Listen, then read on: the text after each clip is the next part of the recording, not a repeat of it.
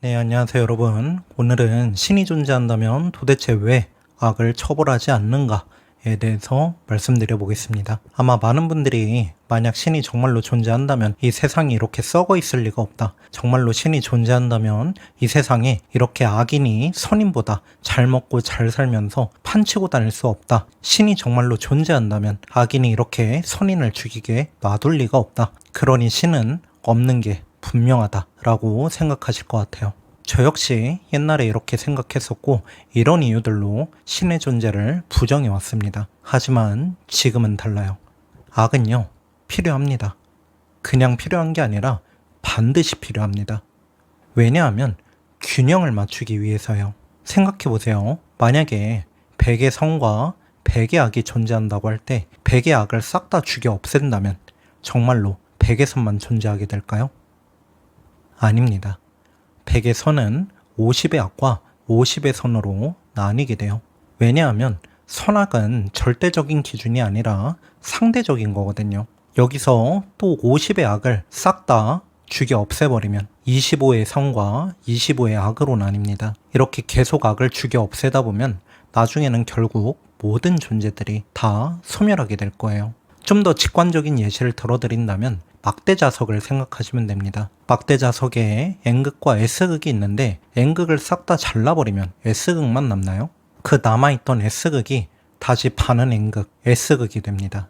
계속 S극만 남긴다고 N극을 잘라버리면 그 자석은 결국 소멸해버리고 말 거예요. 적절한 밸런스를 맞추는 악이 있기에 선이 존재할 수 있는 겁니다. 만약에 계속 악을 죽여 없앤다면 선의 하이퍼 인플레이션이 일어나서 선의 기준이 지나치게 높아지게 될 거예요. 그러면 길 가다가 침을 뱉는 것만으로도 죽여 없애야 될 악이 될 수 있고요. 그래서 사형당할 수도 있는 거예요. 이런 사회면 오히려 너무 살기 빡빡하고 자유롭지 못하지 않을까요? 즉, 밸런스 조절을 위해서 악은 필요하고 밸런스 조절의 목적은 존재의 소멸을 막고 보존하기 위함입니다. 악이 필요한 궁극적인 이유는 존재들의 유지와 보존이에요. 아주 나쁜 악이 존재하기에 아주 작은 선이 빛날 수가 있는 겁니다. 모든 사람들이 다 선하고 착하다면 작은 선은 너무나도 당연한 것이 되어버리고 아무런 의미가 없어져요. 그래서 선을 대접받고 빛나게 해주는 건 아이러니하게도 악인 겁니다. 그래서 악인이어도 신에게 처벌받지 않는 거예요. 그리고 생각해보세요. 사람들은 선과 악, 천사와 악마를 구분지어서 이야기합니다. 그리고 천사를 신의 편,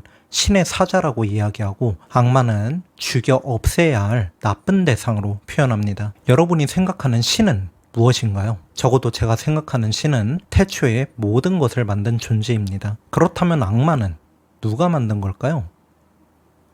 아마 잠깐 멍해지셨을 거예요. 그리고 아마 저와 같은 답이 나왔겠죠. 악마 역시 신이 만들었습니다. 그러면 신은 악한 건가요? 많은 사람들이 신을 인간의 입장에서 하나의 인격체로 보기 때문에 만약 신이 존재한다면 인간과 같은 생각과 판단을 할 것이라고 오해합니다. 하지만 적어도 제가 생각하는 신은 이런 건 아니에요. 제가 생각하는 신은 인격체라기보다는 하나의 시스템, 모두의 의식이 연결된 거대한 집단의식체라고 봅니다. 신은 악하기도 합니다. 왜냐하면 악마를 만들었거든요. 신은 선하기도 합니다. 왜냐하면 천사를 만들었거든요. 신은 선과 악, 양쪽 모두의 속성을 다 가지고 있습니다. 그리고 사실 선악이라는 건 존재하지도 않아요. 선악은 인간이 만들어낸 기준일 뿐 신이 보기에는 똑같이 나열된 하나하나의 존재들일 뿐일 수 있는 거예요. 제가 질문 하나 드릴게요. 파란색 자동차와 노란색 자동차, 둘 중 나쁜 자동차는 무엇인가요? 나쁜 자동차가 어딨어? 그냥 색깔만 다른 건데? 라는 생각이 드셨을 거예요. 신에게 악인과 선인은 이 자동차와 마찬가지입니다. 그러니 악인을 처벌하고 말고가 없는 거예요. 아니 그러면 오히려 착하게 살면 손해만 보고 나쁘게 살면 더 이득인데 그러면 나쁘게 살면 되는 건가요? 라고 이렇게 질문하신 분들이 계실 텐데 네, 그렇게 생각한다면 그렇게 사세요. 그렇게 사는 게 스스로의 마음이 진정으로 편안하다면 그렇게 사시면 됩니다. 하지만 인간의 본성은 사랑으로 기본적으로 어느 정도 내재된 양심이라는 게 있습니다. 과연 당신이 자신의 양심을 거스르면서 어디까지 악한 행동을 할 수 있을까요? 아마 이 영상을 보시는 것 자체가 스스로 선한 사람이기 때문에 보고 계신 걸 겁니다.